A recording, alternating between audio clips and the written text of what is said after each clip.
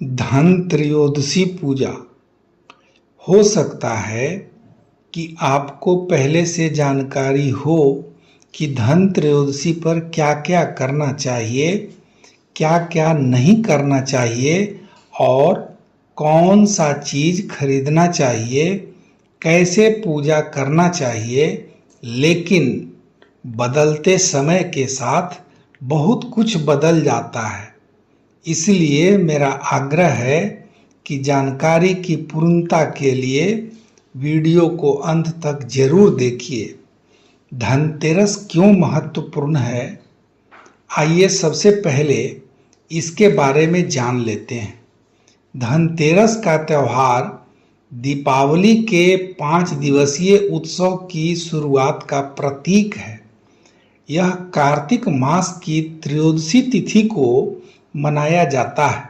इस दिन को मुख्य रूप से धन के देवता कुबेर और आयुर्वेदाचार्य भगवान धन्वंतरी की पूजा के लिए जाना जाता है। पौराणिक कथाओं के अनुसार समुद्र मंथन के समय भगवान धन्वंतरी इसी दिन अमृत कलश के साथ प्रकट हुए थे। इसीलिए इस दिन का विशेष महत्व है। इस दिन लोग सोना, चांदी, बर्तन या अन्य धातु की चीजें खरीदते हैं क्योंकि इसे शुभ माना जाता है। मान्यता है कि धनतेरस के दिन कुछ न कुछ नया खरीदने से साल भर घर में सुख समृद्धि बनी रहती है। अब जान लेते हैं धनतेरस की पूजा विधि। धनतेरस के दिन पूजा करना बहुत शुभ माना जाता है। आइए जानते हैं कि धनतेरस की पूजा विधि क्या है, कैसे करना है। नंबर 1, सफाई। सबसे पहले घर की अच्छे से सफाई करें। माना जाता है कि साफ सुथरे घर में माँ लक्ष्मी का वास होता है। नंबर 2, पूजन स्थल सजाएं। जिस स्थान पर आप पूजा करेंगे वहां पर स्वास्तिक का चिन्ह बनाकर दीप जलाएं और रोली चावल से पूजा की तैयारी करें। नंबर 3, धन्वंतरी और कुबेर की पूजा।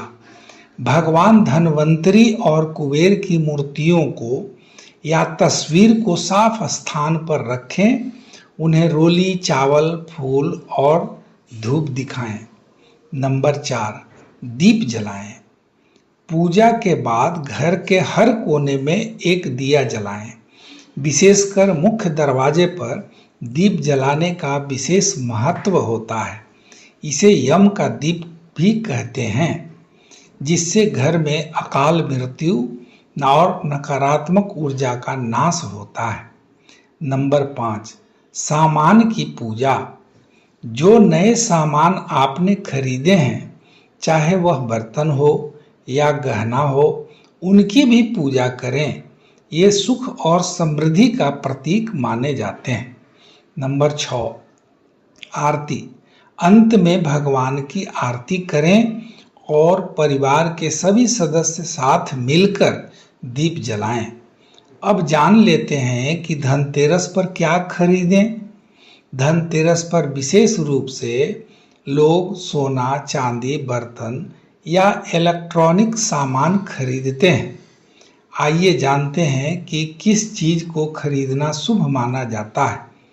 धातु के बर्तन, तांबे, चांदी या स्टील के बर्तन खरीदना बेहद शुभ माना जाता है।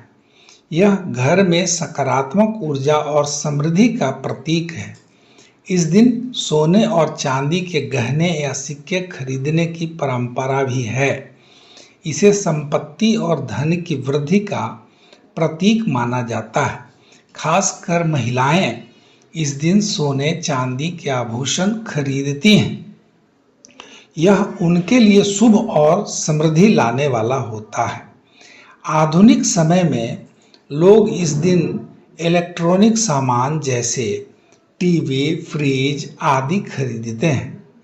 इसे भी शुभ माना जाता है। अब जान लेते हैं धनतेरस से जुड़ी पौराणिक कथा क्या है। धनतेरस से जुड़ी एक प्रसिद्ध कथा है राजा हेम की, जिनका पुत्र अपने विवाह के चौथे दिन मृत्यु को प्राप्त हो जाता है। जब उनके पुत्र का विवाह तय हुआ तो एक ज्योतिषी ने बताया कि विवाह के चौथे दिन यमराज उनके प्राण हर लेंगे। यह सुनकर राजा और रानी बेहद चिंतित हो गए। फिर उन्होंने अपनी पुत्र वधू से एक उपाय करने को कहा। विवाह के चौथे दिन बहू ने अपने पति को सोने नहीं दिया और दरवाजे के पास ढेर सारी धन संपत्ति और सोने चांदी के बर्तन रख दिए। यमराज जब प्राण लेने आए तो उनकी नजर इस चमक धमक पर पड़ी और वे उसे उठाकर बिना कुछ लिए लौट गए। तब से इस दिन को यमराज के सम्मान में दीप जलाने की परंपरा बन गई।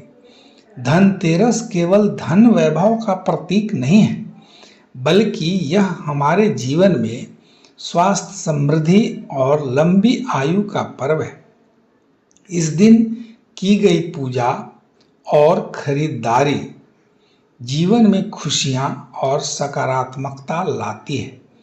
तो दोस्त, यह था हमारा आज का वीडियो धनतेरस पर।